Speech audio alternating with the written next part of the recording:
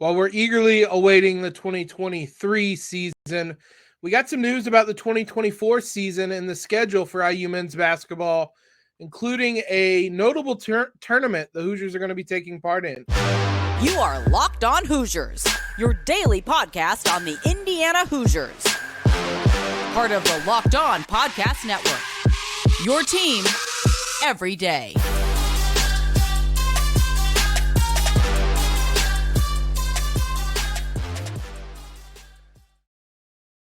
What is up, everybody? It is Wednesday.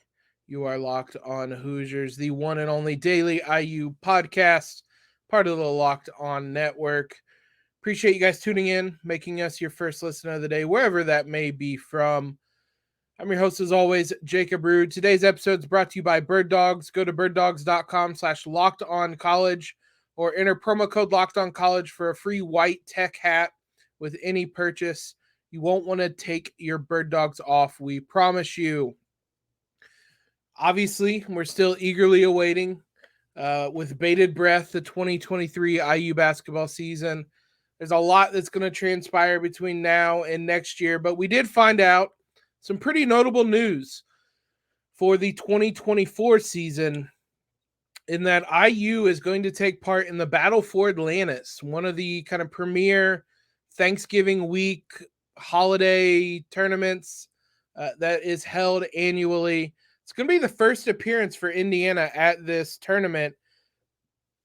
As would be expected, it's a pretty loaded field. You're going to have IU, Arizona, Gonzaga, Louisville, Creighton, Davidson, West Virginia, and Oklahoma. I would say this is probably just the only event around that time, that November Thanksgiving week. The only event above them, I think, is the Maui.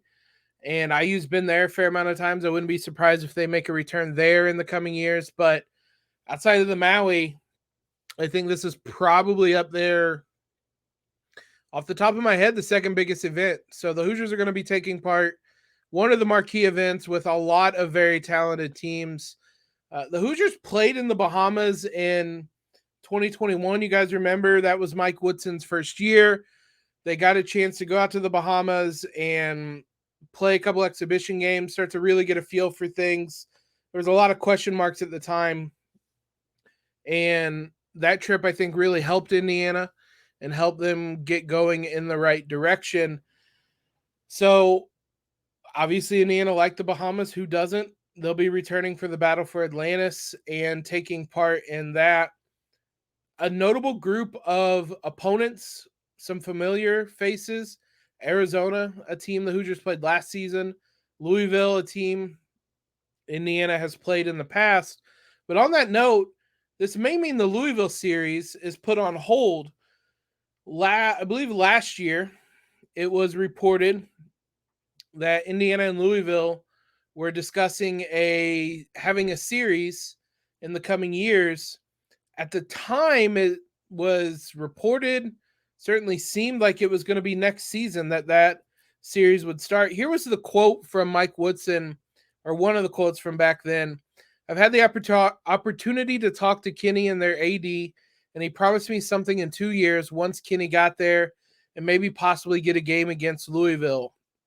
I'll take that all day long because I know it'll be a competitive game. Not certain it'd be a competitive game this year. Indiana might find out in New York in November as well, but Indiana clearly wanted to play Louisville. They still could for a second year in a row without having to schedule them, but maybe that series is put on hold, which is interesting. Maybe you kick the can down the road to 2025. The Kentucky series is also kind of looming out there. Last year, there was a lot of talk about getting this series back. Mike Woodson, John Calipari seemed to really set on doing that. It kind of seemed like there was an agreement and that it was just up to the ADs. That was the reporting at the time, and then there's been complete radio silence. Now, that series wasn't going to start until 2025, 2026. So it was way down the road. There's no sense of urgency there, but it could be interesting and maybe open the possibility for something if IU is going to play both Louisville and Kentucky. I know kind of dream, ideal fantasy scheduling. You recreate the Crossroads Classic, but you include Kentucky and Louisville and someone else. I'm not really sure. A fourth team in the general area that might make sense. Cincinnati. I would prefer kind of a non-conference team so that you're not running into the issues that you had with IU and Purdue in the Crossroads Classic. Cincinnati or Xavier, maybe either one of those schools. If you want to schedule them, there wouldn't be any kind of schedule crossover, and you could continually rotate those schools. That's entirely kind of fantasy scheduling, though. I would assume that eventually we'll get an IU Louisville series. Again, we might play them in back-to-back years without officially having a series, and then we will have presumably a Kentucky series. So when Mike Woodson came in, he made a point that he wanted to play tougher opponents, more legitimate big-time opponents. You can make the jokes. Louisville is not that right now. They probably will get back to that point at somewhere along the line. You could understand why IU would want to schedule Louisville. And then obviously Kentucky is Kentucky. You can make jokes there that they're not an elite opponent right now either. But those are two big series that I think a lot of fans will like. But overall, I've been really pleased with what Mike Woodson has done with IU's schedule. Getting in the battle for Atlantis is going to be big. No matter who you play in that, no matter what the state of the programs are, you're going to have tough games in that. And then potentially having Louisville and Kentucky on the schedule in the coming years as well. So kudos all around. I'm excited already for the battle for Atlantis next season. I want IU involved in these tournaments and these holiday weekend, what are they called? Multi-team events, MTEs. I want IU involved in these. And so the one they're doing this year is fine, I guess. You're going to play the defending champion, but I want them to go to Atlantis. I want them to go to, well, I guess the Bahamas, not Atlantis. I want them to go to Maui. I want them to take part in these bigger ones. So I'm excited to see that. Let's talk some IU football. The Indy Star, actually the Bloomington Herald Times, released an interesting article about some bold predictions for next season that I wanted to kind of react to and talk through here and kind of give my take on some of these as well. We'll do that here in a moment. We mentioned the sponsor of today's episode is Bird Dogs. We love Bird Dogs around here. Bird Dogs make you look good because they are stretch khaki short and designed to fit slimmer through the thigh and leg, giving you a truly sculpted look.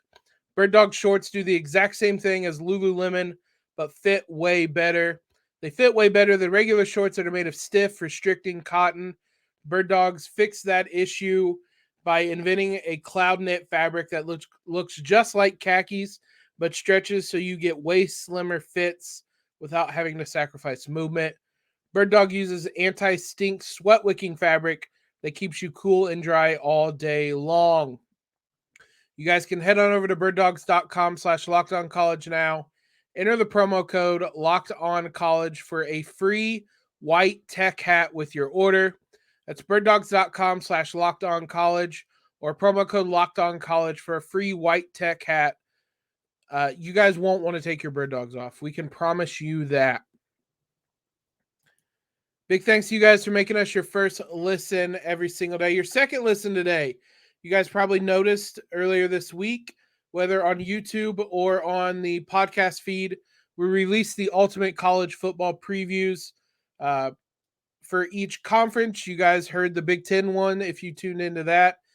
But there is a two-part Ultimate College Football preview that's live on Locked On Hoosiers. We talked IU football, what the expectations were. It was a big group get together. There were 8 of us hosts on there at one time talking football. So there's a little bit of banter back and forth as well. We talked a number of things and where IU kind of stacks up in the conference. So it's available on YouTube, wherever you get podcasts. It's part of the Locked On Network, your team every day. let's talk a little bit of IU football, and I think we might talk some more about some of these in the coming week. But I wanted to give some thoughts because I really like this article from Michael Niziolek. Oh, I butchered that. Niziolek, the Herald Times beat writer. I apologize for just destroying your name on that, but he had 4 bold predictions. I want to talk about 3 of them. And again, we might dive deeper into this in the coming weeks, or in the coming week, the coming days.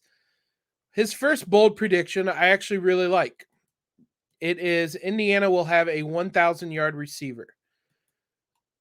That, for a lot of programs, that is not bold. For Indiana, there's only been 7 1,000-yard receivers in a single season. Whop Phillier was the most recent in 2019. I believe he's the only one to do it under Tom Allen. There's a handful of people who could potentially do that this season. I think wide receiver is a really talented group that could end up being IU's most talented group at the end of the season. Cam Camper is going to be your best bet to be that 1,000-yard receiver. I don't know that he was specifically on that pace last season. He was something close, and he was really coming along. He had 569 yards in 7 games, so maybe a little bit off the pace, but considering the level he was playing at when he went down, there's a good chance he could have been the 8th 1,000-yard receiver. My one concern, or maybe hold up about him not being a 1,000-yard receiver, is whether he is limited at the beginning of the season. Everybody kind of said that the plan is for him to be ready for week 1. Being ready for week 1 and having no restrictions in week 1 are 2 different things. So we'll see if there are any limitations on him. The good thing about having a pretty deep receiver room is that you don't really need to push him to be back right away. So I wouldn't be surprised if they take it a little easy on him early on, but I still think he's the best bet to be a 1,000-yard receiver this upcoming season. There's a couple wild cards, some dark horses. EJ Williams is one. I think he's probably going to be a starting receiver. Even if he isn't, he's going to get a lot of time. And so I think the former Clemson receiver, there's a chance that he could really break out and really have that type of season for Indiana. It would be quite the come up because he doesn't even have 1,000 career yards, but he has the tools, he has the skill set, and I think he could have the production. DeQuise Carter is the other one for the Hoosiers who potentially could do it. There's a lot of projection on a couple of these, but they're bold takes for a reason. And I do like that one. I think there are a number of wide receivers who could potentially do it. Does Donovan McCauley fall in that list? I would say he's a 4th, maybe a distant 4th right now, but we'll see. We'll see if he is able to jump up. I think this is a bold take that is going to be very dependent on the quarterback, though. And if one of them separates himself and plays well and is able to make the throws, obviously it's very dependent on having a good quarterback back there. Another bold take he had is Jaylin Lucas will set multiple program records for the Hoosiers. He listed 4 of them that are maybe most likely. Single game return yards, which is 197. I think there's a really good shot he does that because he almost did it against Michigan State. He had 168 in that game. You take one to the house, and then you get maybe 1 or 2 more returns, and that's the record. It's obviously dependent on not playing someone who has a lot of touchbacks, but that's a very reachable record. Season return yards, Tandon Doss, there's a name you haven't heard in a while, had 1,016, and that is the single season record. Last year, Jaylin Lucas had 591 in 11 games. It was only in 21 returns though. So he will be back there every game. Again, those two are very dependent on playing teams that aren't going to have touchbacks every time. And that's kind of one of those records that's going to be harder to break now because of that. But if Jaylin Lucas gets the opportunities, he's going to do it, I'm certain. Career kickoff return touchdowns. Ironically, that one seems the easiest to break. The record is 3 from Marcus Thigpen. He has 2 already. So it's not as simple as saying just do it again. But if he returns one more, he sets a program record. Would you bet your money that Jaylin Lucas is going to have 1 return touchdown this year? I would. And so that one seems the easiest. The last one he lists is all-purpose yardage in a single season, which is 2388. That one seems easily the least likely. I think Jaylin Lucas could have a really good year and still fall short of having that record. That does account for kickoff return and punt return yards, and Jaylin is going to be the punt returner as well. But you still need a lot of return yards and a lot of offense to get to that number. That's a hefty number. I could see it eventually at some point in his career, but I don't know that he's going to make that big of a jump in his second season. Still very interesting, though. The last bold take I want to talk about is that Indiana's most impactful freshman will be Nico Radicic, the kicker, who did not take part in the scrimmage. He had an injury, but he looks set to be the starting kicker for the Hoosiers. Casey Teagarden talked about him recently in a press conference. He said true freshman place kicker Nico Radicic, quote, has a chip on his shoulder. Said they put him in a pressure situation and he responded.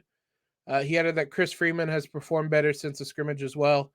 Teagarden said the kicking battle is, quote, light years ahead of where it was a few weeks ago. The reports coming out of the scrimmage was that special teams was really bad, but Radicic did not play. Technically, he has not won the battle. Freeman and Alejandro Quintero are also in contention, but Radicic was one of the top place kicker prospects in the country. IU has a really big hole. If he's healthy, it certainly seems like he's going to be the starter. He was ranked number 4 in the class in terms of place kickers. He had a 5-star rating. I really think he'll probably win the spot, and impactful is a very interesting choice for words because doesn't mean good, doesn't mean bad, just means you're going to impact the game. But hopefully it's a good way. But I do think that one's a little bit easier just because true freshmen don't really get on the field unless you're really, really good. I don't know that IU has anyone that good this season, but it also Radicic, I think, is going to be a strong player this year. So a couple of really interesting bold takes. Shout out to Michael. I'm not going to try to butcher your last name again. Apologies for that article. And you guys can go check that out. Bloomington Herald Times is also up on the Indy Star website. We have some baseball news. And if we're talking about IU baseball in August, it's probably not good news. And it is, in fact, not. Injury to a notable player is going to have him out for the rest of the year. We'll talk about who it is and kind of the ramifications of that here in a moment. So some bad news for IU baseball on Monday, as it was confirmed to the IDS that right-handed junior starting pitcher Luke Sinnard is going to miss the entire season with an injury. Now, Sinnard it was confirmed to the IDS via an email from Jeff Mercer, the head coach. So it's legitimate. Like it's not reporting, it is a fact. The quote that he gave was, quote, "Our goal is to be ready for the 2025 season," Mercer said of Sinnard. For those that watched the tournament, you'll remember back to the West Virginia game when Sinnard left the game with an injury, and it didn't look good. He looked upset. It was not a good situation. That is what the injury stems from that situation. It's an elbow surgery. I don't know if I mentioned that. Undergoing elbow surgery. Elbow surgery, pitching, none of that is good news. He left that game in the third inning against West Virginia. He looked visibly upset. He was covering his face with his glove, and just it wasn't a good scene. And unfortunately, that was kind of worst case scenario, as that is the injury that will have him out for next season. Sinnard set the single season IU strikeout record. We're talking about setting program records in the last segment. He did that for baseball. 114 strikeouts, the last of those coming against West Virginia in that contest. He had some gutsy performances for the Hoosiers. His ERA at 4.27 wasn't great, but he pitched 86.1 innings, which was far and away the most. It was 20 more innings and 25 more innings than anyone else had. So he was a very reliable pitcher, and he had a really strong performance against Iowa in the Big Ten tournament in a game that they did not end up winning. He went 6 innings, gave up 5 hits, but only 1 run, and it was unearned. He had some gutsy performances, and that's a big loss for the Hoosiers. He was set up to be probably the ace of the staff again as a junior. Last season was his first full season with the Hoosiers. He started at Western Kentucky before transferring to Indiana. It's a bit of a gut punch because the Hoosiers have lost a number of guys to the transfer portal. They still have a lot of their core back, but losing kind of your ace right out of the gate, pitching has been such an issue for the Hoosiers for the last couple of seasons. And you kind of thought coming into this season that things would be different and you would at least have the top of your rotation set. Unfortunately, that's not going to be the case. Sinnard out for the season with that elbow injury. We wish him the best. Hopefully he's able to make a recovery. I know kind of in the modern era, the Tommy Johns and those elbow surgeries aren't as much of a death sentence on a career as they once were, but they're still not easy to come back from. So wish him the best. Hope we see him back striking out guys on the mound for the Hoosiers in a couple of years. It's tough to even say that. Thanks again, guys, for making Locked On Hoosiers your first listen every day. Every dayers, we will continue talking football as fall camp wraps up this week. So be sure you guys are tuned in. Follow us on Twitter if you have not already at LO_Hoosiers. Subscribe, leave those ratings. They help us out a ton. Most importantly, though, guys, I hope everybody has a great Wednesday. Hope your hump day is swell. And as always, LEO.